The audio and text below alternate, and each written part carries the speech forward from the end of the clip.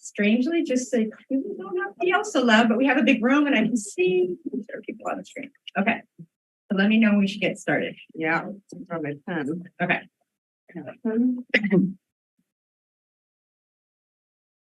I'm ready. You're ready. All right. Welcome, everyone. San Rafael City Council. This is a special study session. We haven't had one of these since before the pandemic, so this is really exciting. These meetings are a little bit different in that there's no policy decisions being made this evening. It's all conversation. It's conversation among the council. It's conversation with staff, and it's conversation in the form of input, community input at the end of the meeting. I will turn it over to the city clerk to call roll. We'll still do that, even though it's a study session. Go ahead. Yes. Councilmember Bushy. Present. Councilmember Hill. Present. Councilmember Kurtz. Present. Vice Mayor Yolanda Scolati. Present. Mayor Kate. Present. So the five of us are here as well as staff. And we'll probably, when I turn it over to the city manager, probably do a little maybe introduction of staff that's in the room, if you can include that. The city clerk will speak to public comment, but again, because it's a little bit different and we're hybrid, so bear with us if it's a little bit clunky. The public comment will be at the end of the study session. So staff will talk, they'll talk about the interim housing conversation, set it up. Council will be able to ask questions. We'll talk among ourselves. Again, discussion, not a policy decision. And at the end, we'll be able to take input and additional questions from the public. So Madam City Clerk, do you have others you wanted to add? Yeah, thank you. The meeting tonight is being recorded and members of the public can provide public comment by phone by calling 669-444-9171 and use the meeting ID 822-3440-0524 and pressing *9 to raise your hand for comment. Or they can watch directly through Zoom using the link on the agenda and using the raise hand feature. And if anyone experiences any technical difficulties, you can email me at city.clerk@cityofsanrafael.org. And each speaker, Yes, great. come on in. Welcome. And each speaker will have 2 minutes to provide public comments at the end of the meeting. Thank you. And thank you. And as we said, this meeting or the study session, I'm really choosing my words carefully, is a 2-hour study session. So public comment will probably not be before 6 o'clock, depending on how much discussion we have. But I just wanted to set those expectations. And also, if you don't have a chance to call in or you can't stay the whole time, you can email the city clerk and the council, and we will receive the input. So this is really starting a longer dialogue. So with that, I will turn it over to the city manager, Jim Schutz, to start the discussion. Great. Thank you, Mayor Kate. I was going to make a couple comments similar to what you did of just kind of reinforcing what this is today. We use study sessions. Oh, thank you. I thought I could also get a bit of a tan at the same time. We use study sessions when the council hasn't really had a chance to talk about an item as a group before. And this will be the first time that all of the 5 council members are in the same place at the same time, kind of talking about this topic of interim housing. And we also use them when an item is not really ready yet to bring to a formal city council meeting with a staff recommendation and all of that kind of stuff. So it's pre that taking place. And it's so that we could hear from the council, hear from the community on a particular topic as staff starts working on this topic. So I'm going to start off by introducing Chris Hess, and then maybe we could go around the table for staff. Chris is, I used to know his day count. Are you on day like 9 or something like that? It's day 10, yes. Chris is on day 10. He has a background in housing and homelessness for about the last 20 years, working for different agencies. And he's joined us recently in the community development department, where we've created a division and above housing and homelessness. So Chris is the assistant director of community development, and we're really happy that he's here, and he's going to be kicking off. We're going to start with just a short PowerPoint, which is just kind of providing some background as to the subject matter that we're talking about. But the main point of the study session is for the council to be able to discuss and ask questions and hear from the community. So I'll turn it to Chris. Anything else you want to add? Definitely. Are we introducing other staff Yes. or am I going? Okay. It's Finish staff. your introduction. Okay, that sounds Staff. fine. Yes. Well, I've been working in permanent supportive housing and in senior housing in various communities around the Bay Area since about 2002. And I think this is my 7th county to do work in. I'm very pleased to be here in Marin County. My wife and I moved here, so I really want to be very grateful to the entire community. We're very happy to be here. And most of my work has been in Alameda, Contra Costa, and Santa Clara counties. But I've worked with programs including for transition age youth, for chronically homeless folks, veterans, seniors, and a variety of other populations. I believe in this work a great deal and very much look forward to doing good in this community. Go around. Oh, yeah, city clerk. Mhm. Laura. Hi, everyone. Alexis Kaptanian, housing analyst. My name is Yvonne Dolanchi. I'm representing Adiatom Development in Action Agency, IDEA. Thank you. And I have some suggestion. Okay, I'm sorry, I'm gonna interrupt. We're actually just introducing staff right now and we'll have the public awesome. comment at the end. No worries, but we're gonna be casual because you're at the table, which is great to see you. So go ahead, DeMar. Mark Saban, and I work in a consultation role for the city of San Rafael and homelessness issues. I mean, staff right here, Genevieve. Hi, Genevieve Coyle, Assistant City Attorney. Rob Epstein, who is our city attorney, will be joining the meeting at some point and will be subbing out. And I'm Dave Spiller, the police chief. Great. So Chris. All right. We're good. I'm Mary Beth. You wanna introduce- Go ahead.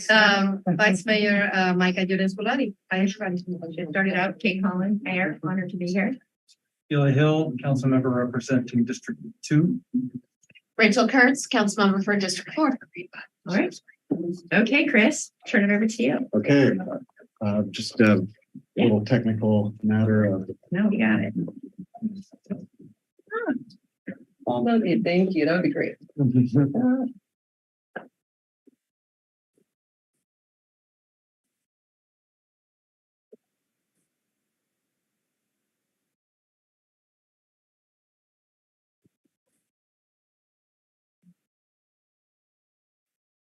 Okay.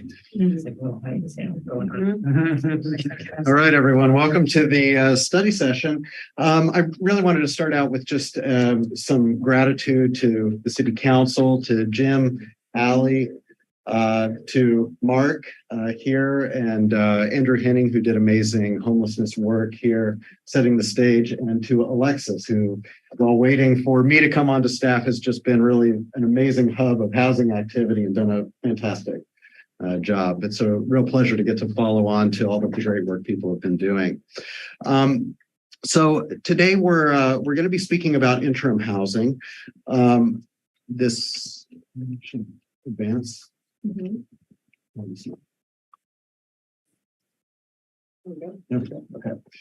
I want to provide a few things. We've really been clarifying. Today is an informational meeting. There's not a decision. There's not a proposal on the table.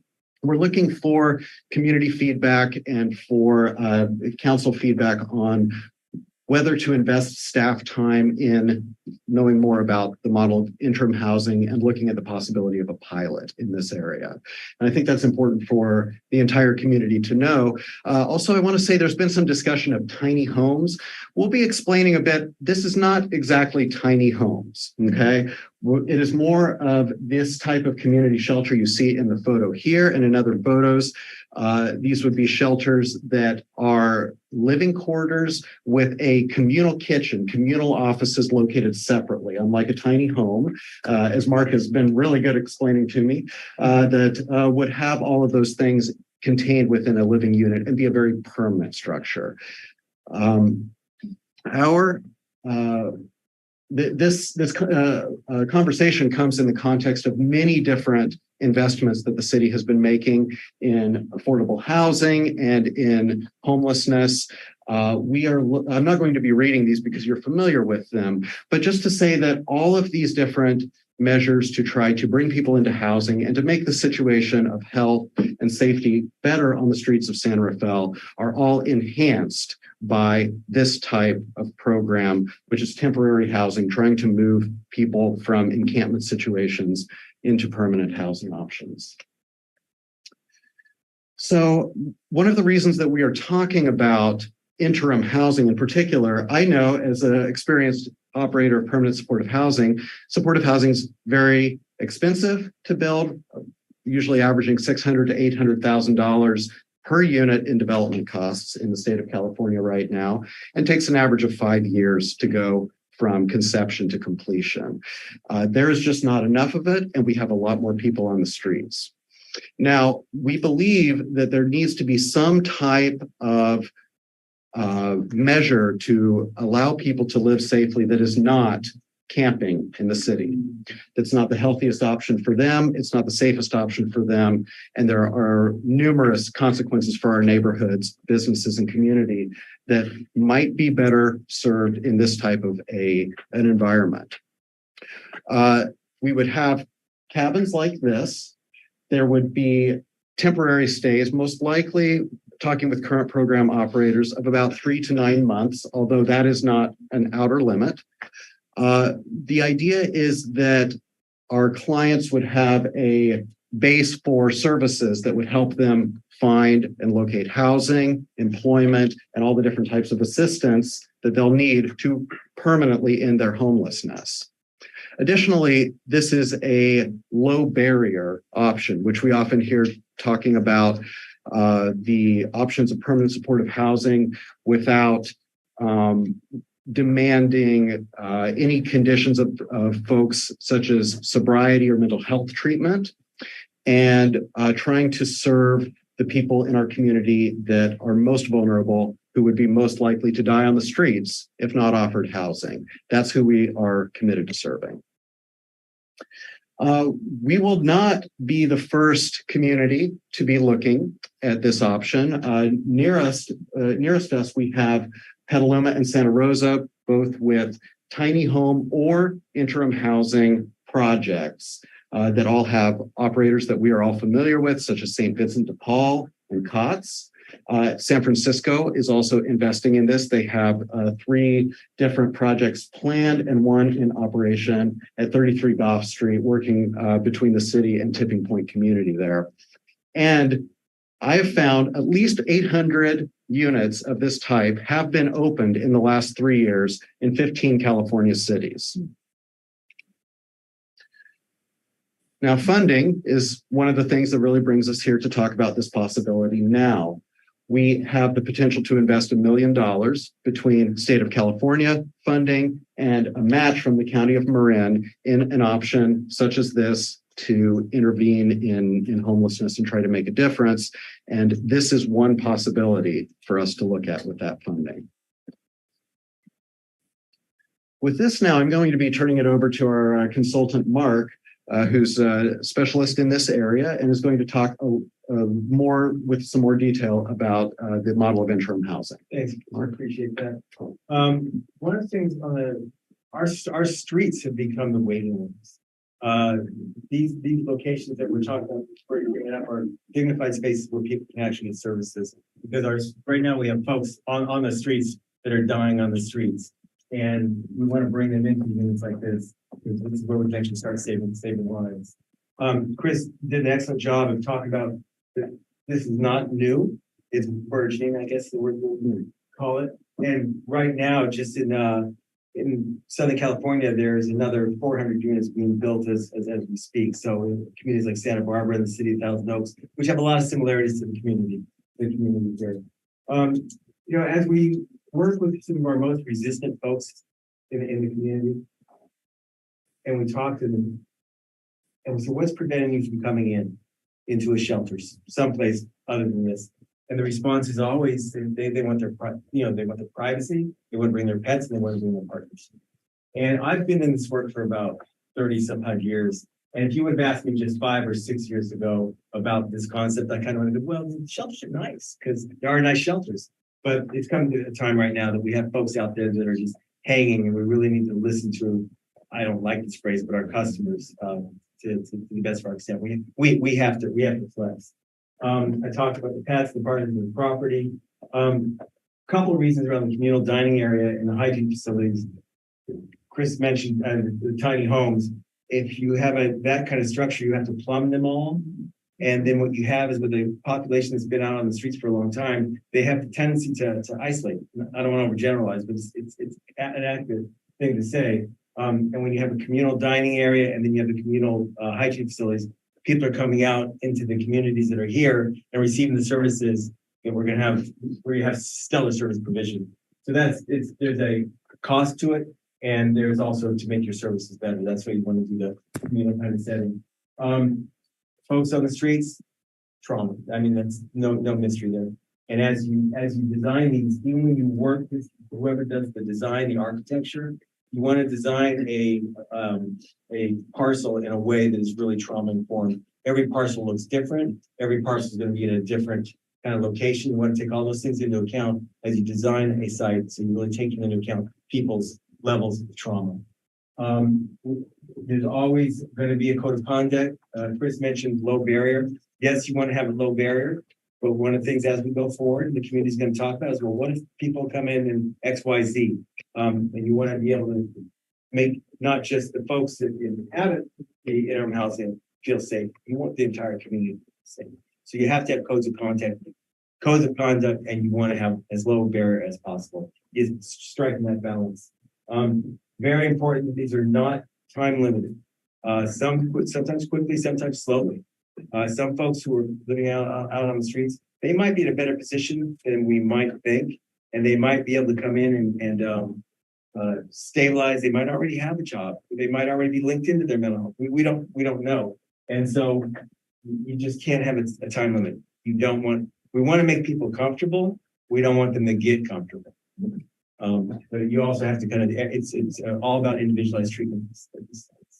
And the experience that we're seeing out there is with motivated jurisdictions, you could be up and running from the time you get your approval for your permits in about 4 to 6 months. That could vary. But what that means is we could, if let's say this was a meeting to say yes, 4 to 6 months from now, we start digging tomorrow, 4 to 6 months, we could have 30, 40, or however many people we can do or in any community off the streets receiving services.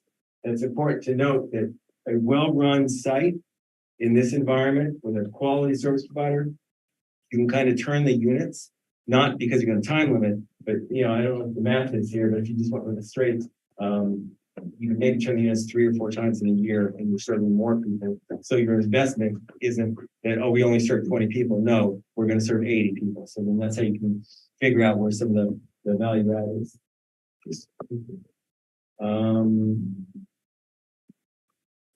This one. Uses. I gotcha. Yeah, that's different.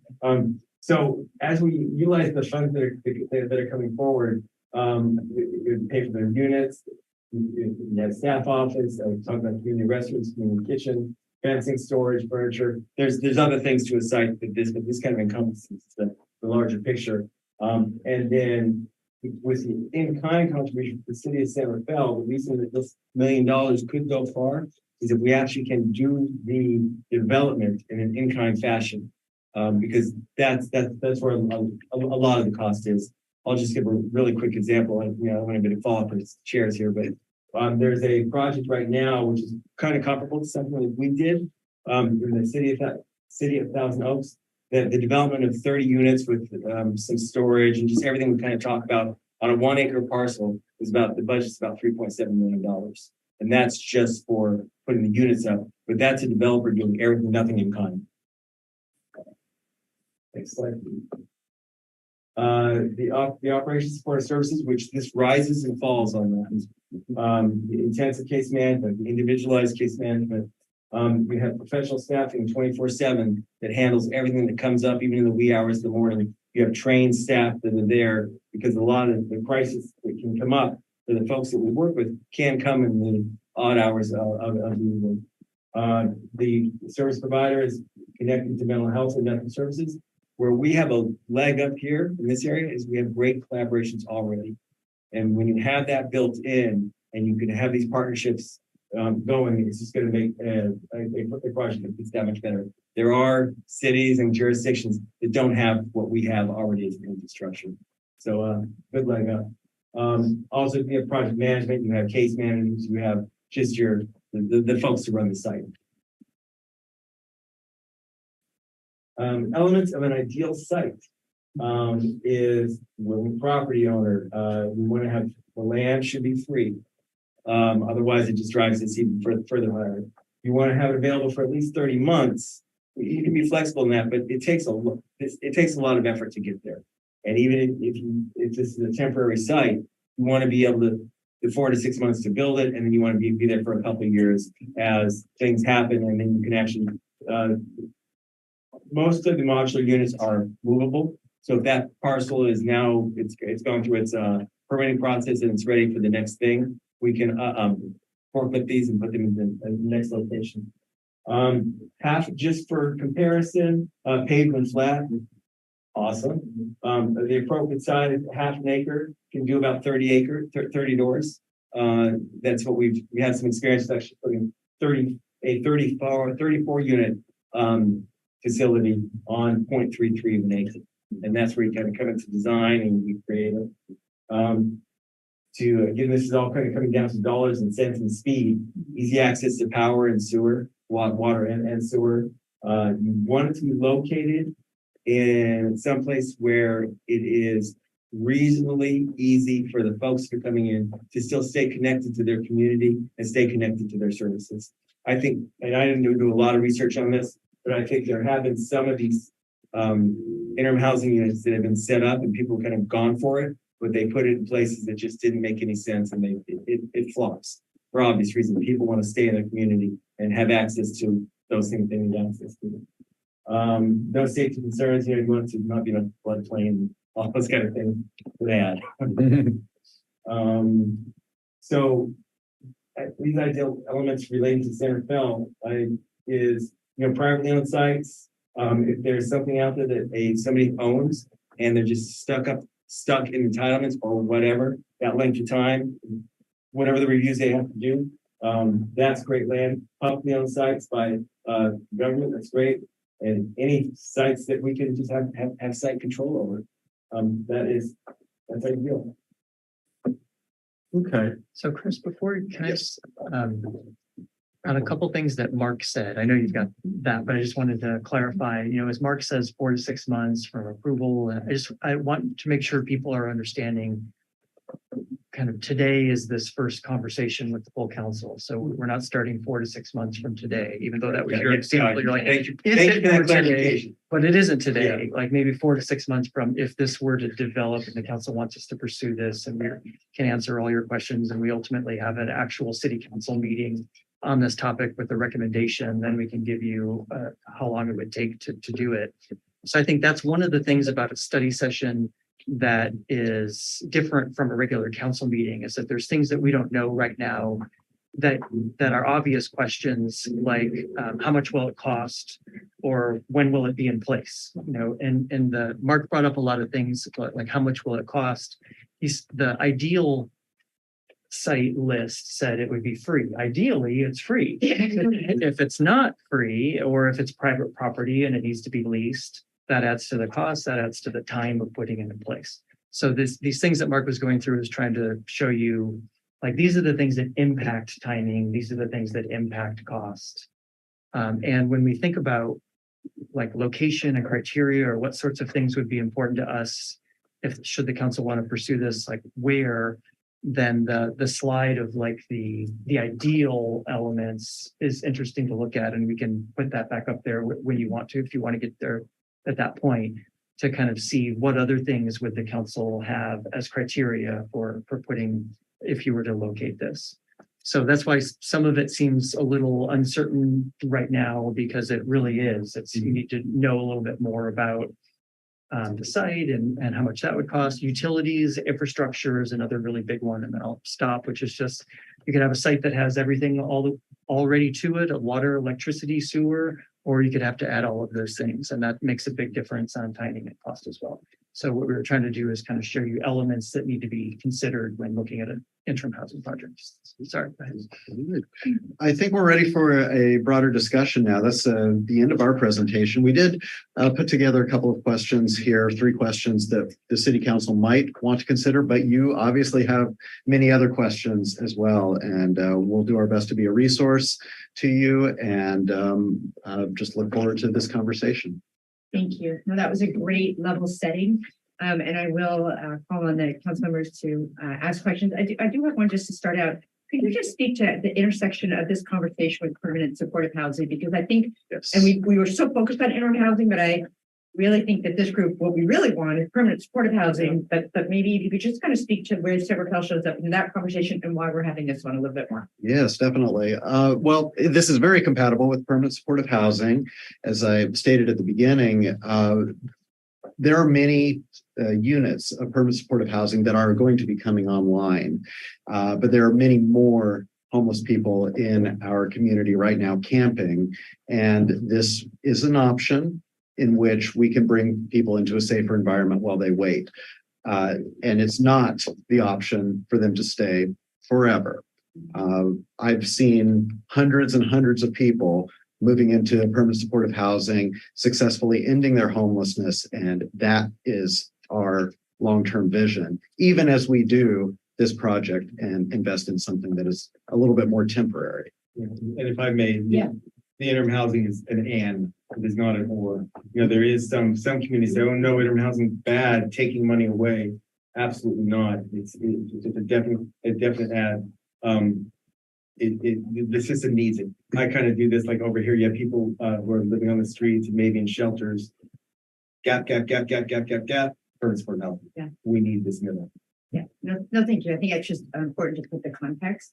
And just as another part of the context, so Councilmember Rachel Kurtz and I are part of the homeless subcommittee. Councilmember Kurtz also oversees the homeless policy steering committee with the county. So I know you have lots of questions, but you're going to go last. Yes, sorry, we're going to look at your colleagues first, and I'll start with Vice Mayor. Go ahead, Michael. So, and I think it's both answering those questions that you put up there, but I really think just anything that you might need to kind of hear from each other. Thank you. Thank you for the presentation. That's great.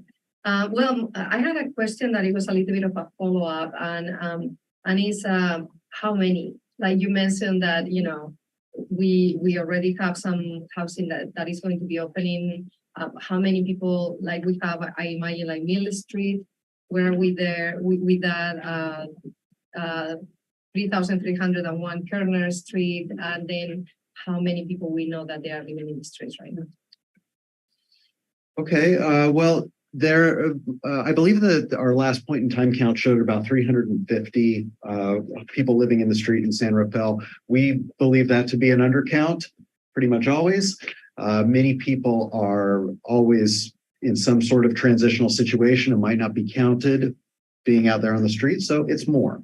But it gives a baseline number. In terms of where those other projects at, I may need a little support from other staff. Just since this is my 10th day here, I haven't quite got around to all of that. Within a month, I'll definitely be on top of that. But today, some other staff I think might be able to help me with that, answering that question for you. We can either have Director Judici or Alexis. I can see there she is, the wonder of a hybrid. There you are, Director. Did you want to add into that? So the question was about 3301 Kerner, Mill Street. You know, there's some other county sites coming on, I mean, that are outside of San Rafael as well, that obviously folks that are unhoused will benefit from. Yes, so we have, you're right, we have 190 Mill Street that is now operating, 3301 Kerner. That one is currently doing their, financing and will be starting kind of the interior work soon. We also have, Novato has a project that is opening up in their city, and there are, you're right, a number of other opportunities throughout the county. But yeah, the hope is that we would be providing opportunities for kind of the next phase of housing the homeless would be then providing the permanent supportive housing. Does that answer your question, Mary Kate? Yes, I mean, I would love to have more like data, but I know. Maybe that's part of the future question future category. question. So future Sounds question good. category, what is coming up? And when you're talking about 350, are you talking about the county or the city? I was talking about the city. The The city, county would okay. number into the Will thousands. be more than that. Okay, great. And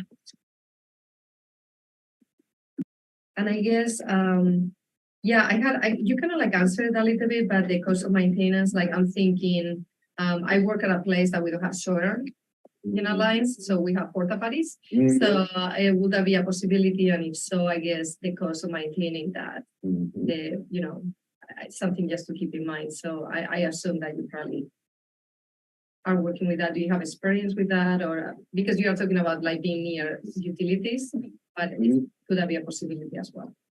I think that a lot of this depends on eventually choosing a site and what's already available there. That might be a really important alternative in the situation where a lot of trenching would need to go on and would be too much to pay for to make a site viable. I could imagine that. And when you kind of talk about the porta potties, the way these sites are done is the showers and the toilets, it's kind of a combination. So you put maybe about 3 units that are both, and of course they're all ADA accessible. And those, I can assign a number to those things, but to go to the porta potty route, or that route is not ideal, as we're trying to build a dignified community where people are really going to feel comfortable. So it's really important as you kind of get into this, you actually have the options is to go someplace where you trench, and then you only have to trench once because you're using this one unit. There's not a lot of trenching, which is costly either way. Yeah, no, great. Yeah. I will argue that they are very nice porta potties as well. but thank you. And what about parking? Are we going to need like a space for parking, or in your experience you feel that people don't have? A lot of this is site dependent. If you have that luxury and you have a paved space that's large enough and you build in some parking, you want to kind of consider it. You also kind of want to talk about what are some of the things that the city might require, because there will be staff. And I know sometimes there's ratios of X staff, X parking places. But many of the communities I'm seeing are not really focusing a lot on parking. Yeah, I don't think I have any other questions right now. Thank you. Yeah. I'll just keep going. Councilmember Hershey. I have a lot of questions. Yeah. This is what we're studying. Conceptually, 100% on board. Think this is a great idea. And if we could just get these units to grow on trees and we could put them down, it would be awesome. But we've only got $1 million. We can't, how much did the bathrooms at Boyd Park cost when we redid that? A couple $100,000. Yeah. So a bathroom and a shower is probably going to be $500,000. Staffing 24/7 for a year is easily the other half. So we've got a bathroom and staff. That's it. We're done in a year. I'm just, help me understand why we're really even talking about this. Is there other money you're not telling me about? It would be a different kind of they were calling hygiene facility or restrooms. The ones that I was talking about was like a permanent there forever type of facility. That's what you do in your trench. So it doesn't need, it could be something that's more temporary, modular. But we're using numbers, and Mark can jump in if he wants to add to this, but we're using numbers like $15,000 a unit for the actual 8x8 building itself, with just the unit itself. And then that could double or more if you're then looking at other kind of utility issues. You have to lease the site, things like that. So we think the $1 million could potentially, depending on the site and number of units, be about a year's worth of time. So if it's something that there aren't a lot of other costs around utilities and around site acquisition, and there's already water and sewer and that sort of thing, you can get a certain amount of time. So I think there isn't current funding to go beyond that, or if it's going to be more units or much more expensive site or something like that.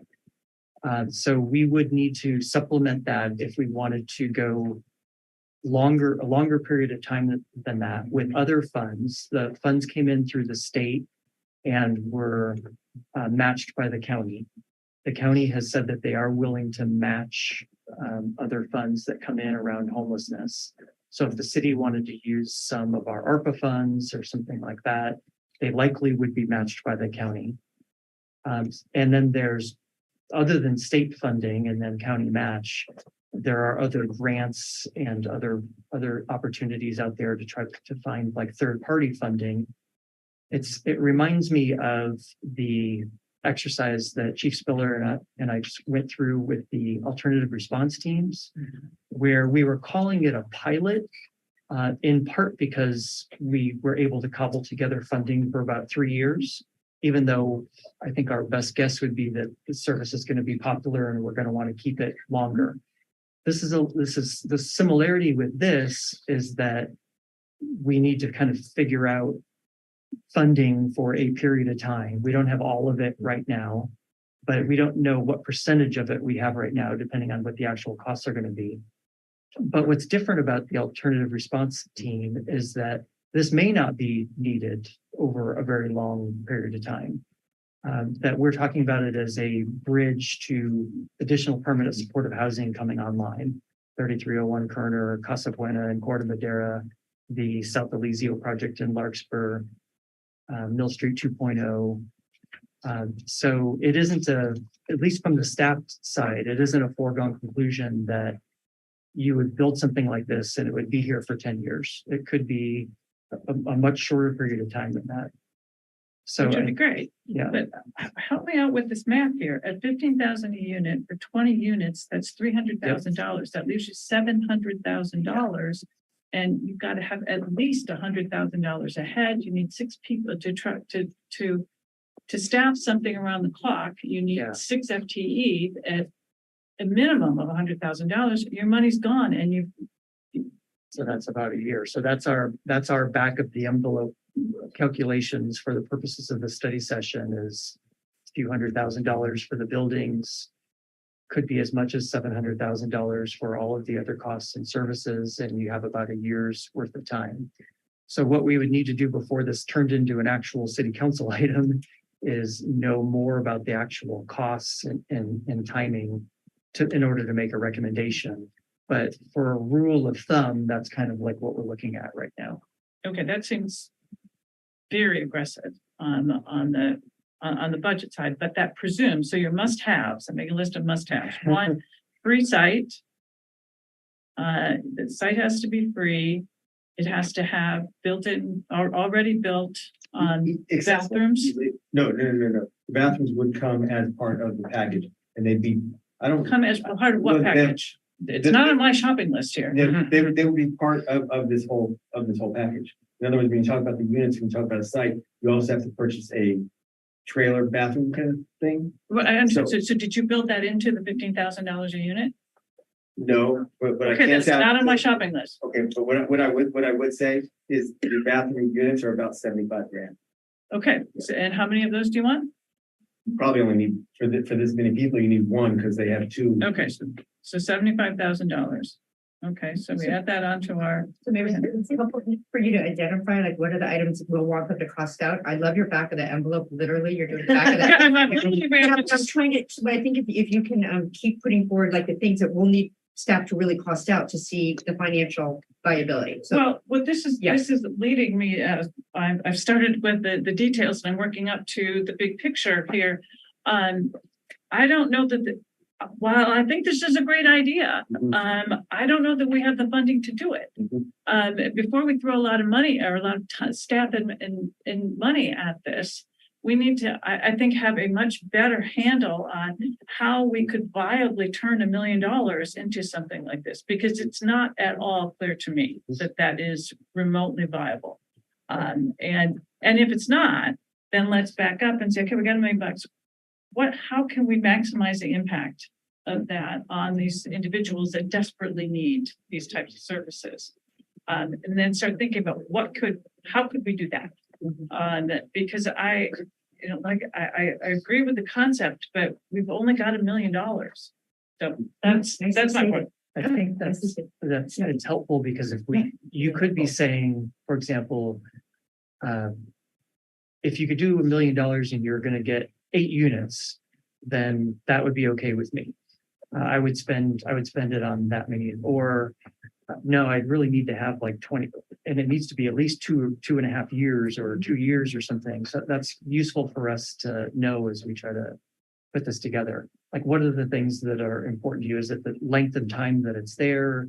Is it the number of units? Is it that we don't use ARPA funds or other funds outside of this $1 million? All of those kind of things would be really helpful as we think through all these issues. Thank you. Councilor Rahal. That's a. You'll have more. I know Okay. you will. For now. So I have a bunch of questions. Yeah. I put 8 questions here, so we'll see. Some of them are very, very fast. I think. I heard 3 to 9 months as an expectation of people coming in and people going out. I know it was addressed a little bit. I'm curious, you know, right now in our county, we have our concept of coordinated entry. Would we have something similar? Would it be something that we would construct? Is it something that would model after something else that Petaluma, Santa Rosa, and other community that has done this, we believe, successfully? We would absolutely want to tie into the coordinated entry system. You still have to have a coordinated effort on bringing people into the sites. So yes, we would still use coordinated entry to bring people into the sites. So would we repurpose the county's system, or would we stand up our own coordinated entry? Kind of, You would want to work within the same system. Yeah, we wouldn't want to have to set up our own system. You want to work within the same system. And it's, you know, you want to do this. So this would be in the city of San Rafael. You want to kind of have that conversation about, you know, we put this up, we're doing this thing. You know, when you kind of do your scoring, and Mayor Kate's always talking about how can we kind of adjust the scoring for coordinated entry system. These are the kind of conversations you want to have, but you still have to have a way to prioritize people. And the coordinated entry system is what exists. And that's something we would tap into. That's what other models would do. And if I may add something to that, coordinated entry is also the prioritization system of a number of independent housing subsidies that are the way out to the permanent solution for many, many people. We don't have to wait just for 3301 Kerner to open. There are also many other subsidy programs that are run through the county, and coordinated entry applicants are going to be, you know, able to access those as well. Councilmember, I just wanted to, I agree with what Chris and Mark are saying. I wrote it down as a follow-up thing as well, because even though we would want to use coordinated entry, I could imagine scenarios where we would want to have some number of units that the city had more control over of who was placed there. Like if there's a particular location where the city feels strongly that this particular location needs the greatest amount of support, but they don't happen to be the highest on the vulnerability index through the coordinated entry system, then maybe there's still a path to be able to get that person into an interim housing.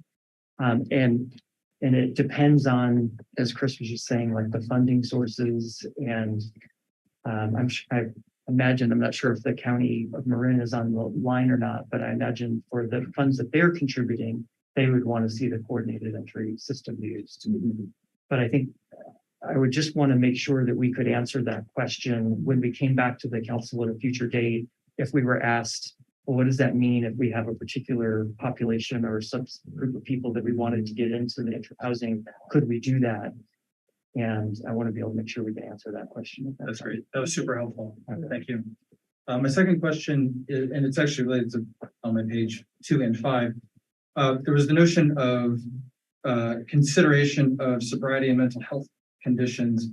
Who determines this? Is it part of the on-site staff, someone who's mental health trained that makes these determinations, and how does this person fit into it? Yeah, you have a quality, you know, again, I say this a lot, you have a service provider that is top-notch premier, and that's what they do, much like they do at any shelter site or any other place that homeless folks are coming in these services. You have skilled staff that are working, they do assessments on folks. Part of the coordination system is already an assessment, but when somebody comes onto the site, the service provider does more assessments to really say, you know, because they're homeless. That seems like the primary need. Yeah, that's easy. But what else is it? Is it mental health? Is it some diabetes? Is it some it might be jobs? Is it just putting the finishing touches on their voucher? So that assessment is what has to be done, and that's done on site, exclusive of any coordinated system, because that's where the real meat and potatoes are. Is when you actually sit down and say, okay, now we're really going to find out what's going on, and then you do the assessment, and that's where the service provider determines the needs that are needed. And again, I cannot commend this county, the city enough. Some of the partnerships that exist really need to begin addressing things really. Thank you. And is it the same staff that would make the determination on alignment with code of conduct? Those determinations are made by the provider? Yeah, service provider would, of course, in the city of Sarasota, we want to have a look-see at that, but you really want to bring a service provider on board that you have faith in, and they've got the skill and the experience doing this, and they really do a lot of those determinations. Because they're the ones that are ultimately responsible for keeping the site, outside of law enforcement, ultimately responsible to keep the site safe. So they have to work within their constructs. Thank you.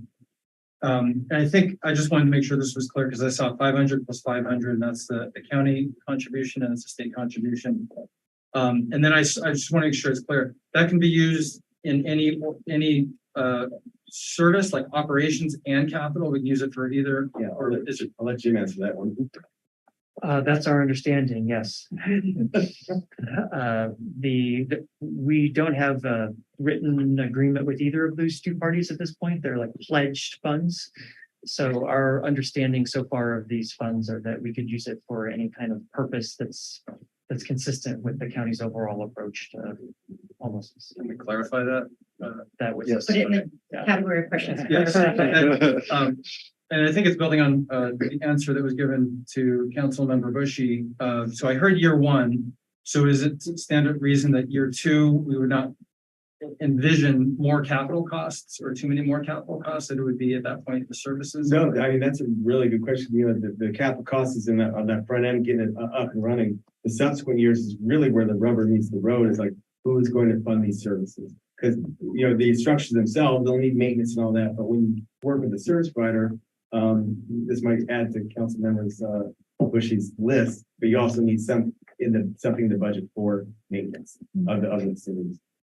And then aligned to that, I have this here too, around maintenance, what is the approximate duration of these assets? The ones that I have experienced for 20 years. There's others that have less, and there may be others less.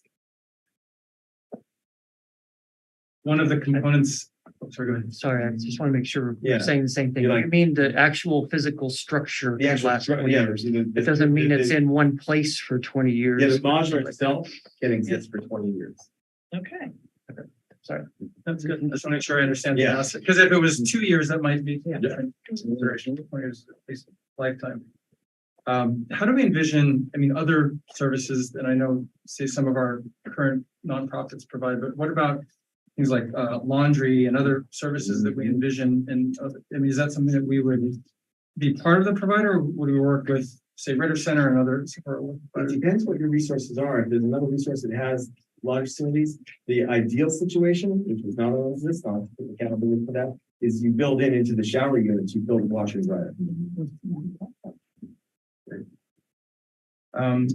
And this is a pretty open-ended question, but based on engagement with other communities, I saw up on the slides, Petaluma, Santa Rosa, what are some lessons that they would bring forward on their path to making it more perfect? I can't imagine everything's like really, really wonderful, but I wanted to hear like some stories about. The one thing that is common is when you have these linkages into mental health and other services, that's what makes this successful. You go into this from the front end, building all your collaborations, and that is a key to success. You have a quality service provider who also knows what the other services are.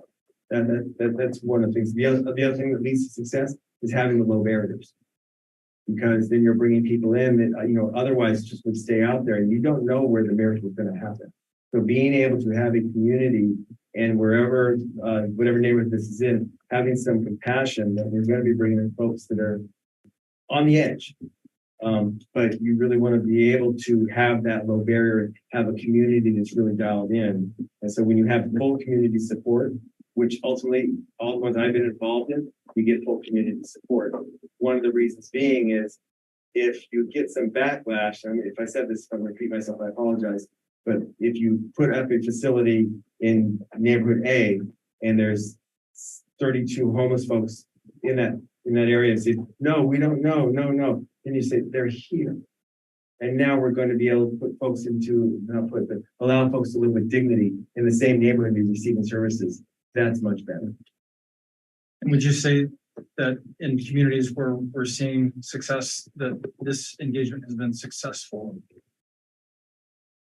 You're succeeding the minute you get somebody off the street into one. You have succeeded.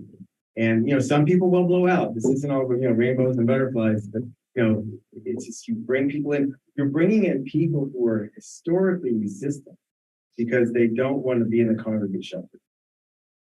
Huge success. And then they come into these sites and they're no longer worried about their possessions or their pets or any of that stuff out there. They can now come on the site and they're going to be able to start listening. They're going to be able to start hearing the options that they're dealing with. So it's a win from the minute somebody comes into the facility. There's a couple of things I'd like to add in answer to your question. Alexis and I have interviewed, I think, 3 different providers, and 2 things particularly came out. One is that your biggest determination of success is the amount of rental subsidies and permanent supportive housing units that come online to catch people, right?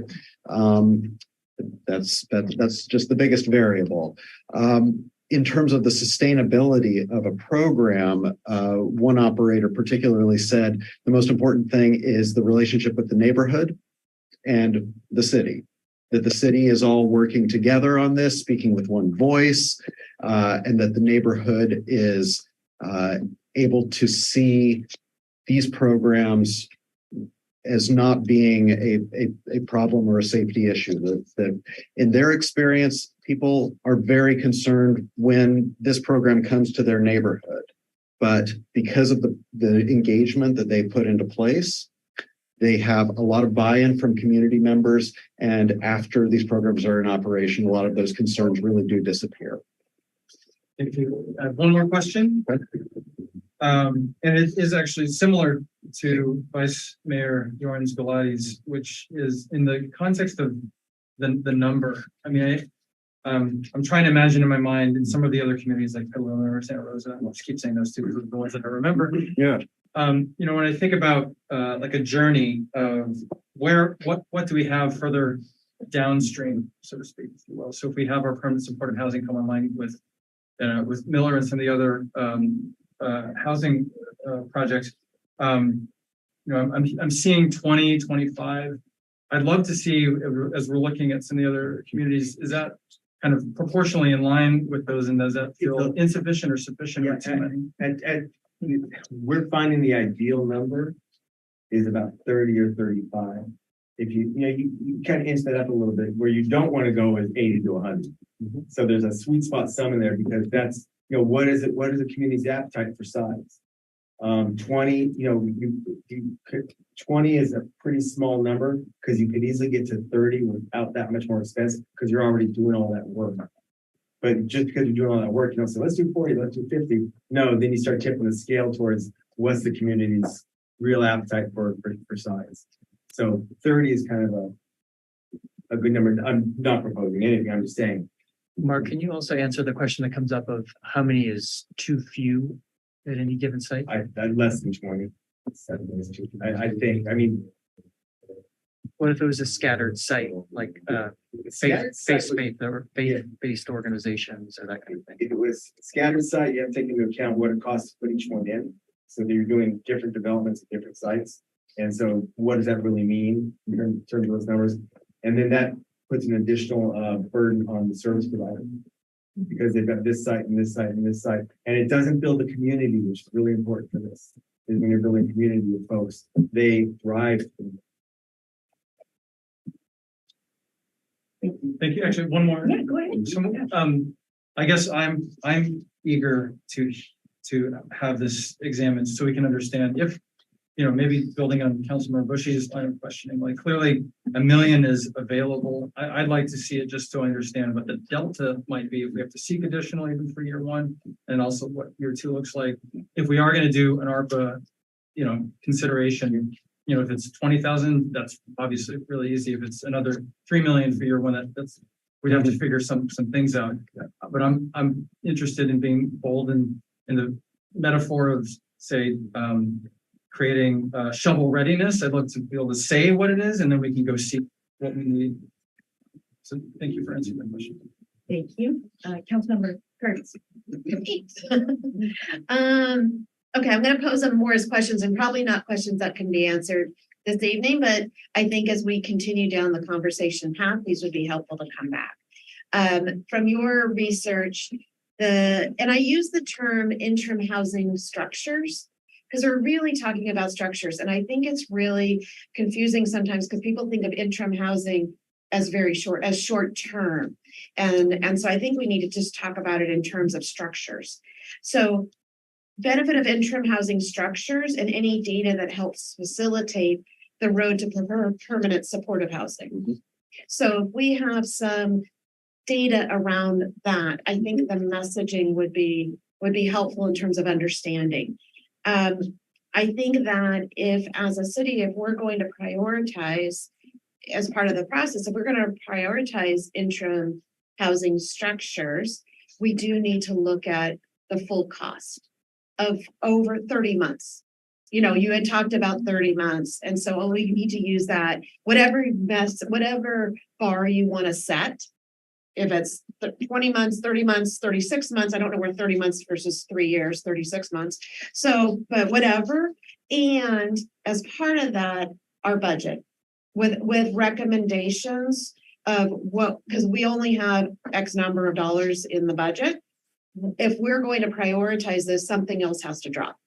And what are those considerations that we would have to consider dropping? Because we can't add and prioritize this work without making it obvious, a really noticeable consideration that something is going to go by the wayside. Or, I'm sorry, that doesn't sound right. Be pushed over here.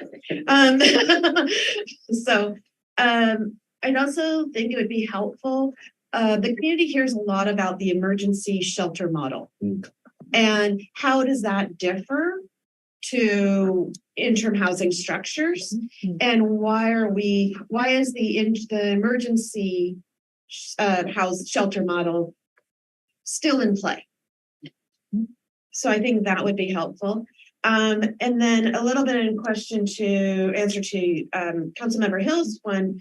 What we saw, what I observed when we visited the Petaluma site, COTS. I wish I could remember what the acronym stands for, but somebody has to have that. Okay, nobody has that. So it's called COTS, and everyone knows what that is. In Petaluma, what we clearly learned was the devil is in the details, and they made a very clear acknowledgement and investment in the need for security. And it's primarily the security for the residents who are living there. If they're going to feel safe and secure, it was to help, not necessarily to help. It wasn't security for the outside community. That wasn't the problem. What I saw, it was the security for those who are trying to do something different. And so I think we need to look at what that security model is based on what's happening in other jurisdictions. As well as, and the term I have is site manager, but I talked about it as terms of the RA or the dorm mom, whatever it is, that individual on those sites was critical because that became their first trusted individual. And it was also the person that said, if you're not going to do what we need you to do, this isn't going to work. And so, but it wasn't necessarily a mental health professional. It was somebody who was very physically on site as that site manager. So I think building in that model a little bit more and being a little bit more explicit of those types of supports would be helpful in terms of community understanding of what we're talking about with interim housing structures. Okay, let me keep going on my list. Oh, and then also it's really easy. So we do have a number of units coming online with permanent supportive housing, and that's fantastic. But I think from your professional experience and history in working in this space, why people don't just go. Why is this interim housing structure so critical in the path of someone's sanity and dignity and everything else to get to permanent supportive housing from living on the street? And potentially, and Mark, I know you alluded to it, the level of trauma that people have experienced. For us to say, well, of course you'd go into permanent supportive housing, but we're not living with that level of trauma. So I think that is an important piece. And then,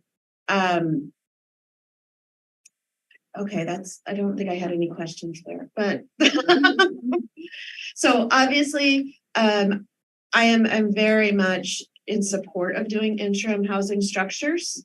I think it is critical to find the right spot, because I think one of the things we did learn using the SSA model that we've, piloted was people felt safe.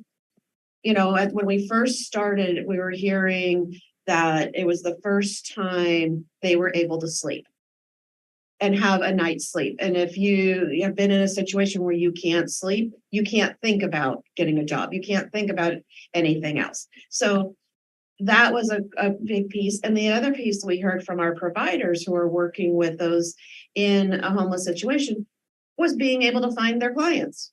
Mm-hmm. Right now, I think a number of our providers spend majority of their day looking for their clients. And that's not really productive. It's not helpful and it's not productive for anybody. So I think there's huge upsides. But my second part is, what are the downsides?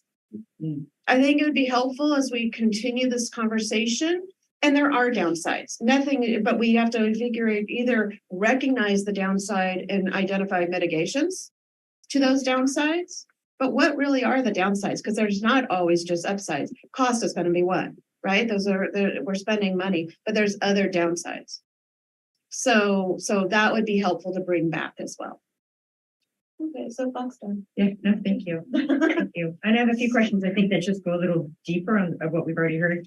I agree. As we're looking at costs, the on-site manager cost added, that is something we did hear a lot at COTS when we visited, which is up in Petaluma, for a lot of reasons, and I hadn't heard that one.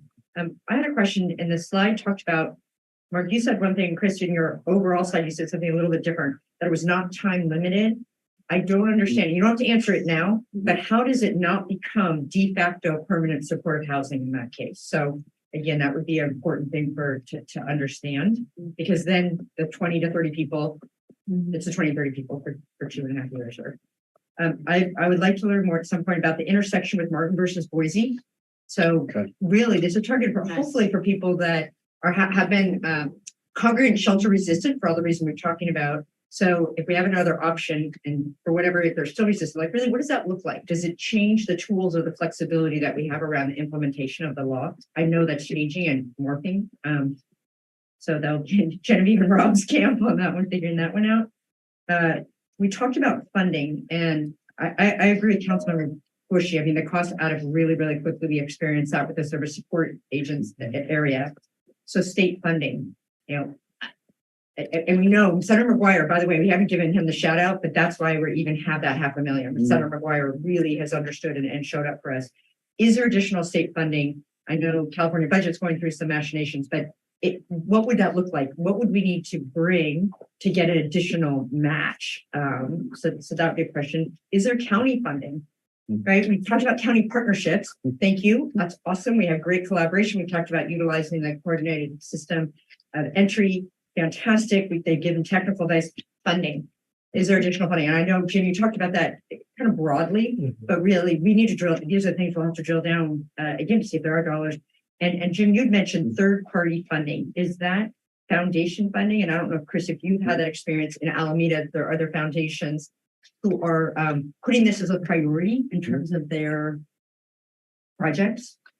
Well, so we've spoken with an operator in Oakland, actually, that it has really substantial support from interfaith community and from the artistic community, and felt that in a place such as our community here, that there would be a lot of that present as well.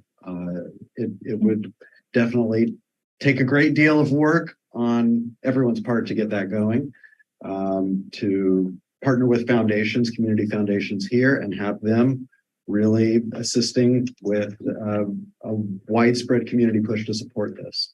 That is super interesting. In your experience, when those work out, does it go to a capital, to a structure, or does it go to services? In your experience, when foundations show up to help fund, what do they tend to fund? Well, so with this operator that I did not work for, Yeah, so I want okay. to say with my experience, it's not my Yeah. working experience, but it was primarily around having volunteers assist with construction and standing up. All of this, primarily interfaith volunteers, and then Okay. primarily artistic volunteers to create attractive fencing, Okay. murals on every building, a giant mural covering the ground, honestly, kind of a beautiful and inspiring type of site. Right. Mhm. I guess what I was getting after, it was not the answer you gave. No, but- but there was a lot of questions Yes, here, no, so. but really, as we look good at to that. state and county and third-party funding, is it possible to have it go towards services? That's what I'm really asking. What we found historically is a lot of times it can go to the structure, so. From a third party, from another foundation, the hospital system is somebody who should really take a look at the hospital That's system. right. Because this can also be kind of a respite care or that nature. So when you're working with foundations, it just depends on the foundation. Okay. There is no one or the other. Okay, Sometimes one might say, I might only want to do operations. I might only want to do structures. I don't care. Here's $1 million. So, we want that person. yeah, like, Yeah, thank you. And then this is on the location, and I think we all recognize, in addition to all these other information that we need, that it comes down to the site. We can have the greatest thing, and it's going to come down to site. So I had a couple questions about that. It's either for Director Judici or for Alexis. So is this outside of the typical public process for a brick and mortar project? So how much does a community, let's say they're very resistant and we haven't quite done our homework to bring everyone along, which we would do, so hopefully they'd be engaged, but I'm just curious, is this outside the public process? Yeah, I can provide some, and Alexis, feel free to add anything. So the process would be basically the process that we would set in place, the outreach that we would want to do. There is no requirement for this type of housing in certain locations. So part of our evaluation would be looking at what sites might be appropriate and what that process would be based on that site. Depending on the zoning, there may be a by right process or a entitlement process. So that would be part of the evaluation that we would be doing. That's really helpful because the by right, I mean, there might be sites that are by right and it just, it's a different process of engagement on that. Correct. Okay. Well, I'm watching the time because I know there are folks in the room and I just have a few more comments. And I know the questions you talked about criteria, and I was really hoping we walked out of this, but this is the criteria. And this really shows how this is the first conversation, because I think we're all going to go home and keep thinking. And I want to hear from the folks that are in the room and online. But I do think criteria is a really key piece, because until there is a set of criteria that we can then apply to a site, it's going to be very hard to move the project forward. So that would be, to me, a natural next step. You've heard enough questions, and I think we don't have to have every question answered in order to get criteria, but I think we need a little bit more information to get clarity around criteria. And what I was hearing from the council, and I'll just nod your head or shake your head yes or no, but I think there is a real interest here, and I do want to communicate that to folks here and people that watch the recording, and the devil's in the details. The one thing that we don't want to do is to embark on something that we cannot deliver in a way, and Mark, you kept saying it very over and over, that has a dignified and appropriate response for folks that are unhoused and been housing resistant in our community. Like, that is the holy grail. And if we believe that we can't get there, as much as our hearts want to get there, we will make a decision that we won't go forward. We're not to that tonight. And I think you all heard that we're really, really interested in the more information to go that next step. So, and I think my council members are kind of nodding, yeah, with all the big caveats. Okay, so This is really fun because we're in a hybrid situation. And so we have folks in the room. Historically, our study session, we only had people in the room. So what I'm going to do is for the folks in the room, I used to just raise your hand and I'll point at you or call on you if I know your name. And we do have a timer, and I apologize that we don't have all night to speak, because this is one that we could have a big meal and we could sit down and talk about this for hours, and that's not what we have tonight. But it is the first discussion. So we have a timer and we'll go with 2 minutes. If you are cut off, please know emails are great. Or, this is the start of a conversation. And I will start with Ms. Joanne Webster. Go ahead. Thank you, Nadine. I'm just going to stand up so I can see. Yeah, please do. Thank you so much, first of all, for having this conversation and taking a lead on this, because this is a really impactful issue in our community. And the chamber as a concept also completely supports in-room housing. We share the goal that, the ultimate solution is to have permanent supportive housing, but as staff said today, it takes a really long time. So even if we have the unit, they might not have the case managers to support the resident in the unit. So this is just a step, another piece of the addressing the solution. The chamber welcomes the opportunity to be involved in developing the criteria for the site selection. We supported the SSA. It was a great pilot program. Oh, no, it can't be 2 minutes. Okay. But it had impacts, right? It had impacts on our business community. The thing that we heard the most was trash just piling up in and around the area, unexpected visitors to the area. So we would really like to see a site that's easily maintained, also consistently maintained, and not in the major thoroughfare. And I do have a question for city manager, perhaps. If it happens to be on city-owned land, or if it's on other public agency land, the roles and responsibilities of that agency really need to be clear. So I'm confused. Who pays the water bill for the laundry and the showers? Who pays the electric bill? What happens horribly if there's a flood or a fire in the units? Who's responsible for that? So I think that all needs to be ironed out. Thank you. Thank you, Joanne. And that was so great. So it's both comment and future questions. So we're adding to the list. So that's a great model. And I think someone else down there raised their hand. Go ahead. All right. Good afternoon. Mike Gelati, Gelati Brothers. So, I hear a lot of dialogue, and at the end of the day, this is really about dignity. It's really about dignity for human beings. And, if you think about society, we're spending more time and effort worried about homeless dogs and cats than we are about human beings. And interim housing is a solution to getting people off the streets. And we missed a great opportunity when we closed down Tent City and didn't have something like this in place. People really did want to move off the streets and felt there was no other opportunity. The long-term solution of housing, that's great. I think that 350, I've heard 700 or 800 people. Maybe that's county, maybe it's not city. But you're building maybe 30, 40, 70 units at a year. So the math's never going to add up.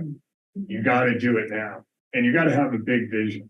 I know that, as a business owner, I appreciate, looking at numbers. But you got to have the vision first of, we got to do this. We're in the best place in the whole United States. We live in San Rafael, California.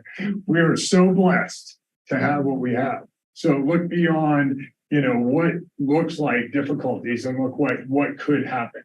And I think that the way you do it is, one idea is to use these small houses and have them sponsored by businesses in Marin County, in San Rafael, funding that way. That connects them directly with people they're helping, and also helps those people realize that people, the benefactors of the city, are helping them. So I would just empower you to, find the location. That's the challenge. There's a lot of discussion about the metrics and the numbers. It really does depend. It's not as overwhelming as it sounds. If you guys have the compassion to really step in and say, we want this to happen, we will find a way. Thank you, Mike. Really appreciate that. This gentleman, and then we'll go to Bruce. Go ahead. My name is Richard Merla. I'm an architect. I work with the interfaith group. As was mentioned in Oakland, I'm a volunteer coordinator.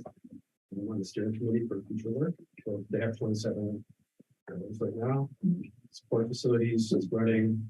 They're having all the problems that are talked about, all the lessons learned, and I just love that this is happening in town. Just want to come and participate. Thank you. Yeah. Thank you, Richard. Glad you're here. Thank you. Bruce. Hi, I'm Bruce Birch, concerned citizen, I guess. First of all, COT stands for Committee on the Shelterless. Second of all, thank you, Mike, for that inspiration, because I think that's rule number one is let's get excited about this thing. Let's take a can-do attitude, because in this community, I think we can do anything. I'm thinking about the Homeward Bound project where I believe if my numbers are right, they're estimating $25,000 per unit for veterans housing at Homeward Bound. We're talking about less than that. And they came out to the community. I'm a member of the Mission Center of Fall Rotary. They came to us. We've made a contribution towards that. I think there's a lot of supportive funding out there for something as exciting as this, not just individuals, social clubs, service clubs, businesses. And lastly, I was just doing numbers. And that was that, if I heard right, you said that there was a $600,000 per unit development cost right at the front of that. For a permanent supportive housing unit, but Supportive housing average. Okay, so and then to use the Thousand Oaks project of 30 units at 3.7, that came out to $123,000 plus per unit for that project. So that sounds a little bit more along what you're saying, Council Member, as far as we've got to get a higher number to play with here. That's all. Thank you. Thank you. Yes, go ahead. Hi, my name's Marguerite Moriarty, and I'm also a concerned citizen and a member of Marin Organizing Committee. I've been a member at St. Anselm's Church for 37 years. And I will, Marin Organizing Committee is behind this 100%. Myself, when we were having the torrential rain, I was thinking what it must have been like for those people, when I'm in my warm house with my dog. And, I agree with Mike Giamatti over here and Bruce and Councilman Zill down there that, you have to think bold here and get this done. So Marin Organizing Committee is behind this 100%, and we'll be back. Thank you. And we're recording, so we love the fact that Marin Organizing Committee will be here to support us as we go. Yes, Rich, you have one other thing? Yes. You used all your time, which is why I didn't I've got before. 3 seconds left. Yeah. This may be a little naive question, but I presume that these structures are not permanent. And if they were permanent, they wouldn't be able to come under the mandate for the California housing. Correct. So like just, it's two very different issues. Okay. Others in here? Yes, go ahead, sir. What we're trying to do, we're only putting a bandage. The real problem is the reason why people are homeless, because the property taxes on the home is causing homeless people. You mentioned about the funding.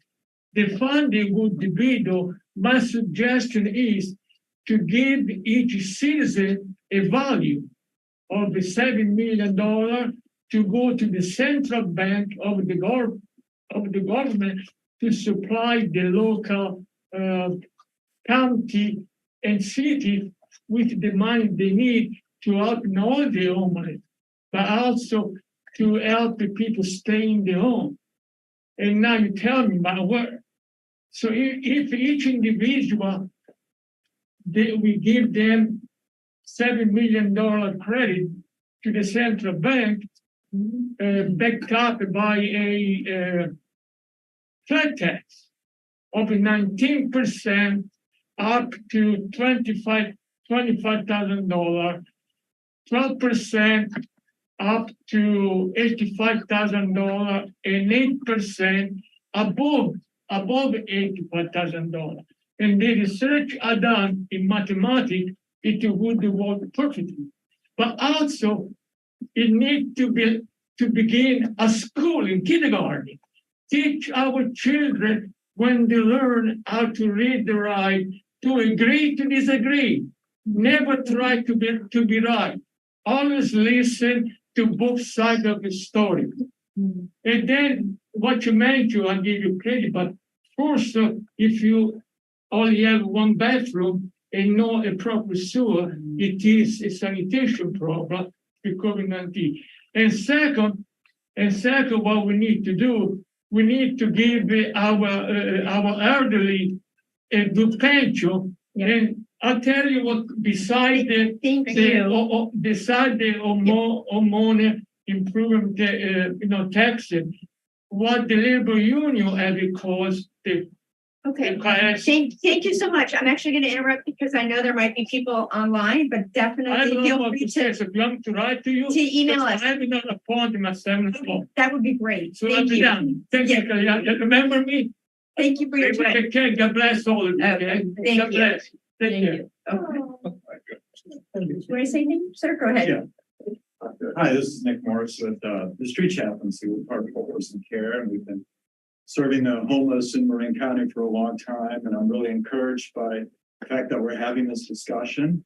And just for a little bit of background, I was working with Andrew Henning on a committee called the Tiny Homes Committee, and that was in 2018. We were looking at models around the country, in the local Bay Area. And there are a lot of things, as Mark said, that work. And the problem that we ran into, which you guys well know, is always the land. It was finding the land. And so that seems to be one of our biggest roadblocks. But we know that, there's such a great need out there. One of the things you brought up, Mark, was respite care. And we get called to the hospital for folks that are homeless. And often the calls come when they're about to be discharged. And they may get a night or two in a motel room, and then oftentimes they're just back in the hospital, and that costs the county a lot of money. I researched this project in Sonoma because I was like, why don't we have something like that here? And it's called the Nightingale Project. And they brought together healthcare providers. The hospitals chipped in on this. And so they have like 2 weeks of respite care when people get out of, when they get out of the hospital. So there really is a tremendous need. I think, Chris, you mentioned the project in Oakland, and I went and I visited that facility. And it really is impressive what they did. And what I went away with from that was that it really was a coalition of government, private enterprise, the faith community, everyone working together in a real team effort. And I believe that we can do this, but we have to work together. And once it happens, I think it's going to open up so much more support. But it's always been that, like, gosh, if we can just get one program up and running, the doors will begin to open. So thank you. Thank you, Nick. And thank you. When the city did the RFP, request for proposals around possibly a site, we were kind of putting the cart before the horse. We hadn't had this conversation, but you were one of the first people we talked to, and really appreciate your willingness to engage around this issue. So thank you. We look forward to that. I think we have almost everyone in the room. So the hybrid portion, I'll turn to the city clerk. Yeah, if you're participating virtually, you can press *9 if you're calling in to raise your hand, or you can use the raise hand feature on Zoom. You will have 2 minutes to provide your public comment and will be muted once time has elapsed. And I have about 4 hands raised.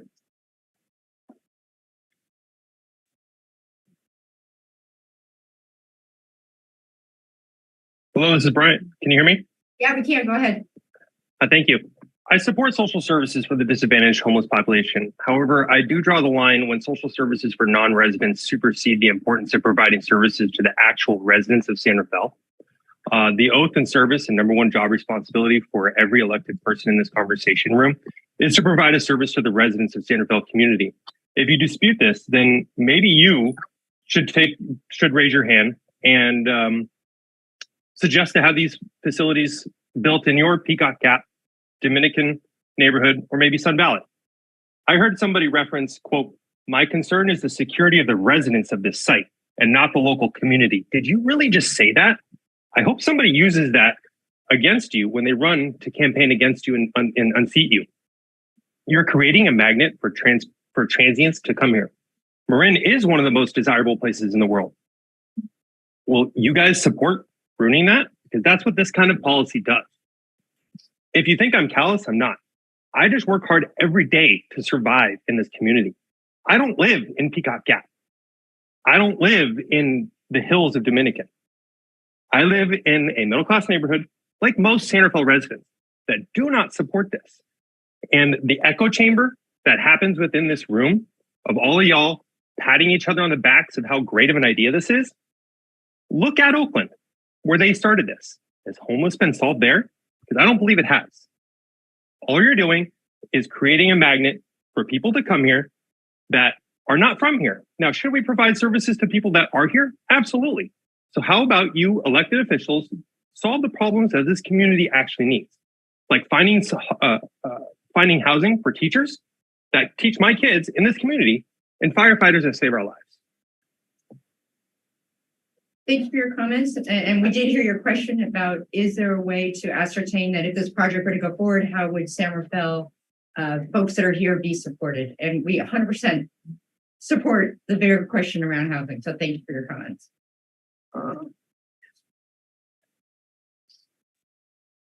Yeah, this is John Reynolds. I live in the Canal. I'm a member of First United Methodist Church in San Rafael. I spend a lot of time meeting and being out in the streets with homeless people. I've been very much involved with the homeless chaplaincy and what they're doing. I've been involved with the Mill Street shelter, providing food down there. So I have a sense of what the homeless people will need, or the houseless people. I'm having a bed, and somebody said sleeping a night is very helpful. That's a first step towards moving in a different direction. And permanent supportive housing, of course, eventually. But this is a bridge. This is an interim bridge, and we need to have that as an interim bridge.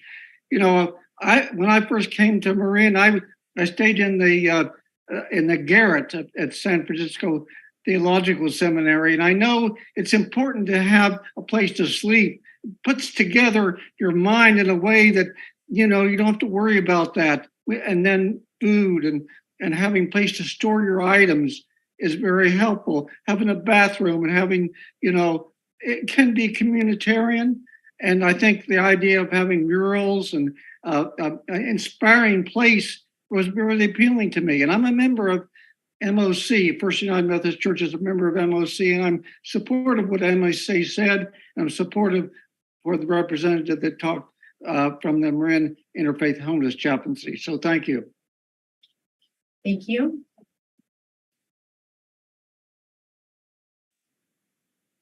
Hi, my name is Kate Powers, and I just want to thank you for this study session and for considering this interim housing issue or project. A couple of things. My sister worked for COTS for a number of years, and as opposed to a jurisdiction, they had a lot of programs under one organization. From what I understand, they had an emergency shelter model for adult individuals that were singles. And they also had a family shelter program, and they offered services of childcare during the day while parents went out and looked for housing. There was a limited amount of stay there.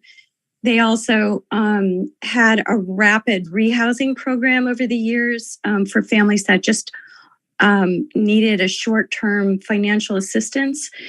And then part of the emergency or interim housing situations were that there was eventually a next step. COTS had a shared housing program for especially parents with children, where they would move into a shared sublease situation where it was substantially below market rate. And they still had case management and financial assistance in getting them out of homelessness. So two things I would like to see San Rafael consider this in the broad spectrum of how this integrates with all the other before and after an interim housing situation. And COTS was funded by United Way. Just wanted to see how this would be there. What stable modeling funding model would this require? Thank you. Thank you, Kate.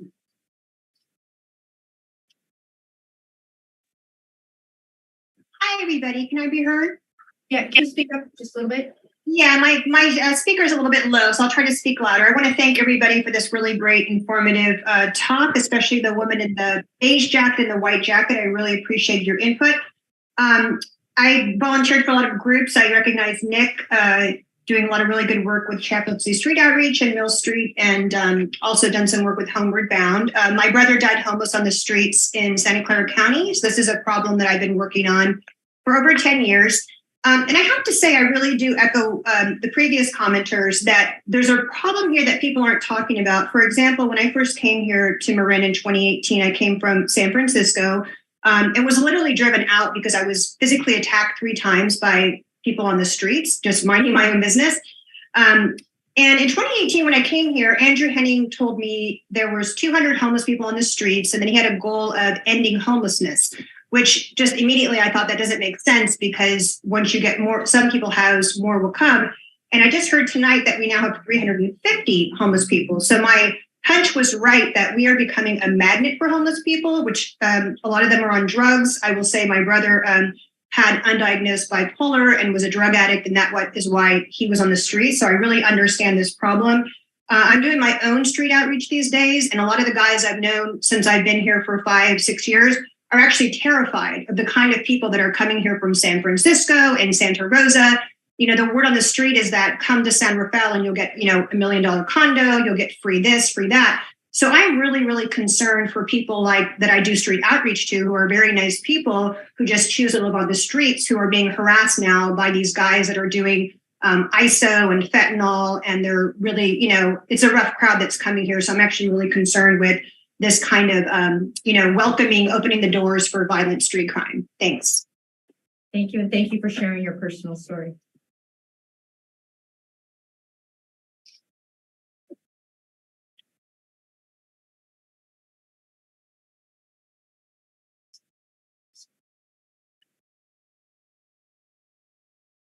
You've been requested to unmute. Mark? Hello, sorry about that. Hi, this is Mark.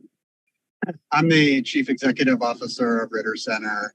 I also really want to take a moment to celebrate the people from the community, as well as our council and staff in the city, for having this conversation. I think this is a brave conversation. I think it's an important thing for us to pull out all the stops to get people off the streets, period, including interim housing. I also would want to say that there's been a couple of callers that expressed mythology about where people are coming from as far as who are the homeless in San Rafael and who are the homeless in Marin. It's common mythology that people come from many other places if you build the services and housing. That's just not supported by the evidence. And I know for a fact that the city of San Rafael has looked at data that 85% of the people who are homeless in San Rafael had housing in San Rafael when they became homeless. So it's really not supported by the evidence, and building programs like we're talking about tonight have to be a part of the solution to ending homelessness. One thing I would want to say to just caution all of us is that the costs, I run an organization that provides a lot of the services. I think we're grossly underestimating the costs for operating a 24/7 facility. And you need to have very high quality staff to be able to run this facility, including, as I'm hearing from the city rightly, that people are talking about having licensed mental health professionals, for example, and probably certified substance abuse professionals to provide part of the support. Ritter Center would be glad to partner with the city to give some of the staffing numbers and things that maybe you need to be able to figure that out. It's figure outable. I just wanted to mention that. The other piece is that I think that we have to question around the dignity, the size of units we're talking about. 8 by 8 is 64 square feet. It's very challenging to think about dignity living in a unit that small. And then I would want. Thank you, Mark. And we'll get your last comment if you can email us.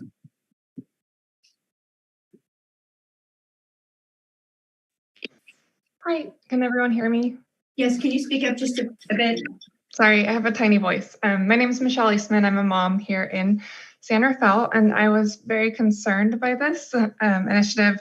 And I just wanted to put onto this council members' top of mind that if you could prioritize children's safety. I have very small kids. there's been at least a handful of times when I've seen homeless people in San Rafael defecating. One man has pulled out his wiener. We've been chased. So it's just not a safe place to be in, especially the parks, the communal parks.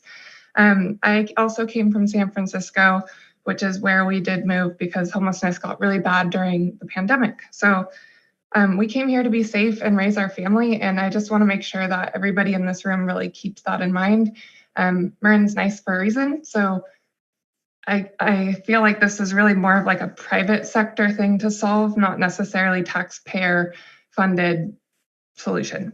There are a lot of compassionate people. I heard everybody that was in the room volunteering to come today. And I think, you know, if you guys want to personally pay for that or partner with the faith community, that's great.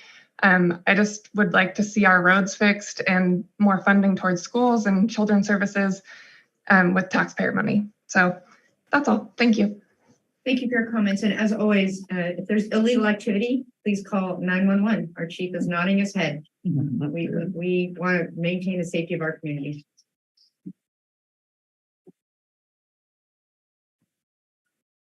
Can everyone hear me?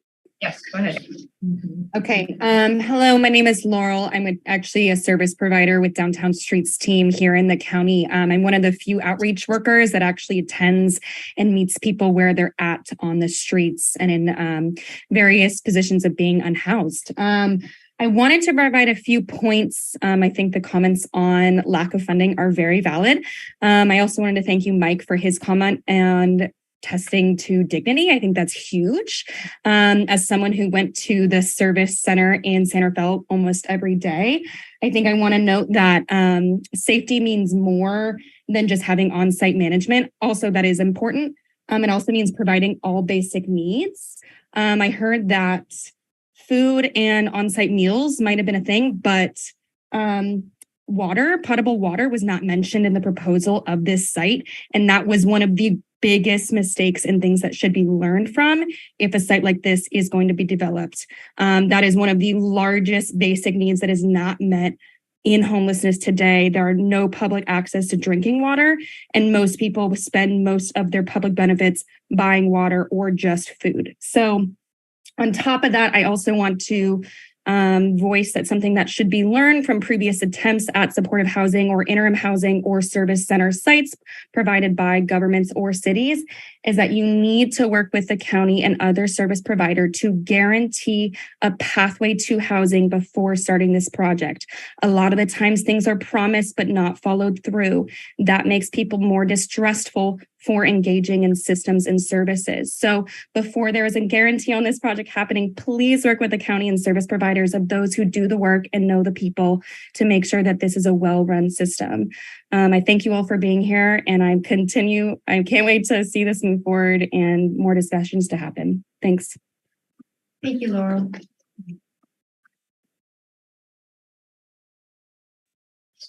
Hi, everyone. Can you hear me? Yes, go ahead. Hi, I am Zoe Neal. I'm the director of Downtown Streets team. I want to echo everything that Laurel said and also thank you all for being here to have this discussion. It's really exciting to hear that this is even being talked about in San Rafael. And I just want to echo that the case management piece is so incredibly crucial for this program to be successful and for folks to move onto a pathway into permanent supportive housing. I want to say that our outreach case managers and our housing case managers were able more efficiently, absolutely, to provide those pathways and see the success of folks getting into permanent supportive housing through this SSA, the service support area, because we were able to find folks where they were at in one designated location. Of course, there was lots of things that we, wish we could have seen happen after the SSA was shut down, as been said also. But I do think having an actual roof over someone's head rather than a tent would provide so much more safety, security, dignity. I would really love to see this come to fruition because I think with the right programming, with the intensive case management and support from all of our service providers in the county, it could be an incredibly successful program for those folks. Thank you so much. Thank you, Zoe. I see no other hands raised, and I'll give everyone a moment. I see no more public comment. Thank you. I'll close the public comment. I think the hybrid worked pretty well, you know, so thank you, and in person as well as on screen. Well, this was a great first conversation. I kind of feel like we stirred the pot and brought a lot of things to the top. And I appreciated what Mark Shotwell said about a brave conversation. I think we all agree that the current system has been failing people in our community. And so when I do hear fear and concern from our residents, I don't dispute that at all, nor do I dismiss that. But when I think about that, I know that what we've been doing is not reaching everyone, and a safety net is not reaching everyone and has other implications. So we do know that once we get the information and we decide to go forward, it won't be embraced by everybody. But I also think we are willing here to try new things to get people off of the streets. To me, when I see folks in downtown San Rafael, I just think it's a failing. And I will own the part of the failing that I have as a member of this society. And we just got to keep trying new things. In spite of the funding hurdles and the other challenges, we got to at least get the information and see if there's a next step to this. So I appreciate folks that were calling in, as well as the folks that came into the room today and staying engaged as we go forward. I'm going to turn it back over to the city manager to really see how do you see the next step. We really heard a lot, and this is not okay, next week we're going forward. I know that the council, I'm sure, will have additional questions that are going to come through, but how do you envision the next steps? One of the main things that we were hoping to get is this something that the council wants staff to continue to spend time on, and as opposed to other things that we could be using these funds on? So I heard that we will be following up on all of these things. I've got a long list of things. I also appreciate everyone who came and spoke this evening, both online and in person. I think that there was a lot of things that we kind of already had on our list of things that we knew we'd really need to flesh out further, like some of the costs and stuff. But then there's been some new things added tonight that I think are really important. And new ideas that we hadn't had yet, like having businesses sponsor individual units themselves and that kind of thing. So I think that there's a lot that we've learned tonight and can take away as we continue to move down this path. I would need to think a little bit more and work with the City Council's ad hoc homeless subcommittee specifically about next steps. It doesn't feel to me, even if we got answers to these things, that we're ready to go to the council meeting with, here's our recommendation to do this many units. I think there's probably an interim step in there, at least one, to kind of check back in with the council and provide answers on these things. So I think that's the next step. And there are some partners in our community that volunteered to assist that will be part of following up on these things. Both with the chamber mentioned criteria. We heard downtown our Ritter Center talking about costing, and there are a number of things that came up where I think we'll be needing to work with others to answer these things as well. Thank you. And if you don't subscribe to the Snapshot already, that is the city manager newsletter. And I bring it up because when we have these additional conversations, if you want to know when it's going to happen, make sure you subscribe, because it seems like right now we can't do a date certain. So you're just going to have to stay tuned. And in closing, I just really want to recognize staff that's here on a Monday night. Chris, welcome. I know it's day 10 for you. We are city clerk running another meeting. Alexis here, Director Judici was on the screen. Mark, nice to see you, and thank you for getting us to this point. Genevieve, you were here the whole time. City manager, and of course, our police chief Spiller. Thank you for coming and hearing all this, and as well as the council. So with that, we're going to adjourn the meeting. Look forward to additional conversations. Thank you all. Well,